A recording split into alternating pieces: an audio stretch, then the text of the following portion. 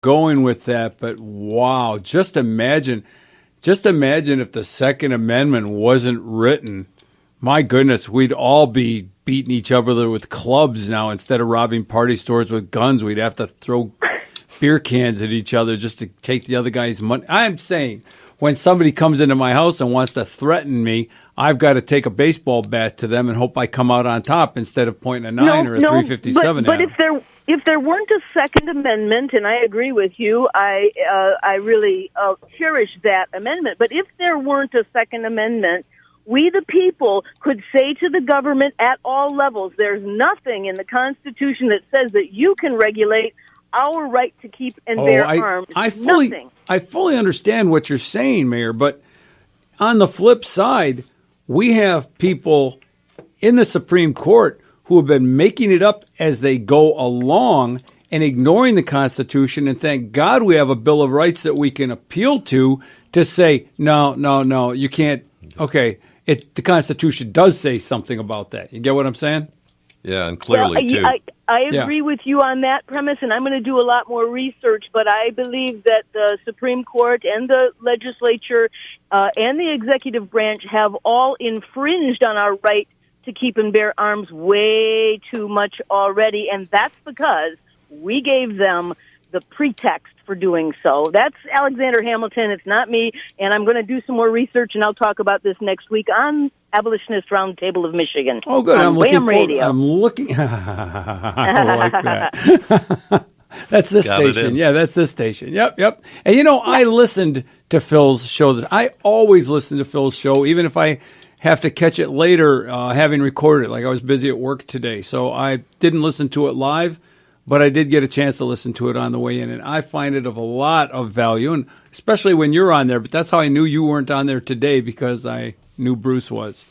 So thank you. You make me blush. You have a blessed and happy celebration of the independence of the United States.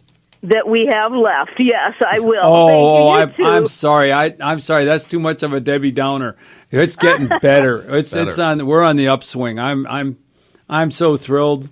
So, all right, Janice. Happy to be in America and happy to talk to you. Thank you so much. Thank you for calling in. Bye. All righty then. So now we have a friend of mine just texted me and says, so much material, so little time. Right. And I'm thinking, I got 40 minutes of material left here, probably 5 minutes of audio alone, and 7 minutes of airtime left. We're going to have to stage an insurrection and come in and take over the studio from Dick an hour early. He carries. That's right. It could be ugly. Maybe we just won't. Maybe there might be a law about that. We'll have to check the laws and see if we can. You'll have to save it for next Saturday. Yeah. Oh, you're not going to be here. I'll be listening. Okay. So, let's see now. We do have, we were talking about the Dems going hard left. And then there's also what happened with Ray and Rosenstein being grilled by Trey Gowdy. Rosenstein, Steen, it says here. Does it say? Oh, Derek, would you play the one audio there? It's the Gene Wilder one.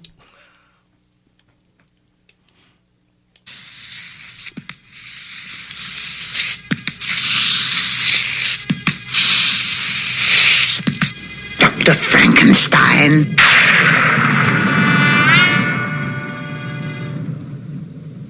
Frankenstein. I love that movie. You're putting me on. No, it's pronounced Frankenstein. Do you also say Froderick? Oh, Frederick. Well, why isn't it Froderick Frankenstein? It isn't. It's Frederick Frankenstein. Okay, that's enough, Derek. Thanks. I appreciate it. You must be Igor. I mean, it's Mel Brooks. You can listen all day. Why stop, right? That's the end of the show. So, So is it Rosenstein? I'm still not sure. I don't even know if it's Yanni or Laurel, to be honest with you. I'll have to go to the hearing clinic to figure that one out. So, would you play the Trey Gowdy audio, please? Gowdy Rosenstein? The Russia investigation has been going on for almost 2 years now. Special counsel's investigation has been going on for over a year now. For most Americans, it's important to know what Russia did to our country in 2016 and with whom, if anyone, they did it. When a foreign state interferes with our democratic electoral process, it should be a chance of a lifetime for a law enforcement agent to investigate that, except apparently the one that was actually picked to investigate it. That was Peter Strzok. FBI agent Peter Strzok was picked to lead the FBI's investigation into what Russia did in July of 2016. It was a counterintelligence investigation begun in late July 2016, and he was leading it. And at about the exact same time he was picked to lead it, this dispassionate and fair FBI agent, I think he's being sarcastic, was calling Trump a disaster, destabilizing for the country. I'll leave out all the adjectives he used to describe that. I'll just go with disaster and destabilizing. Same time, his FBI lawyer girlfriend, Lisa Page, was telling him he was meant to protect the country. This neutral, dispassionate FBI agent said, I can protect the country at many levels. Same time, Peter Strzok, who was picked to objectively, fairly, neutrally look into the Russia investigation, was talking about an insurance policy with Andy McCabe and Lisa Page in the event Donald Trump became the president. All of this was happening at the same time Peter Strzok said he could smell the Trump support in Southern Virginia. All of this was at the same time that this FBI agent said a Trump presidency would be effing terrifying and that it will never happen. No, we'll stop it.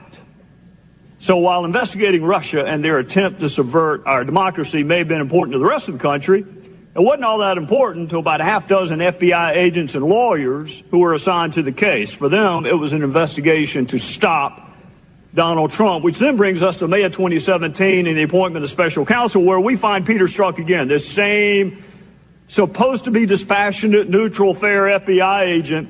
You would think he'd be really excited about investigating what a foreign power tried to do to this country, but you would be wrong again for Peter Strzok at precisely the same time that Bob Mueller was appointed. Precisely the same time. Peter Strzok was talking about his unfinished business and how he needed to fix and finish it so Donald Trump did not become president. He was talking about impeachment within 3 days of special counsel Mueller being appointed. 3 days. That's even quicker than MSNBC and the Democrats were talking about impeaching.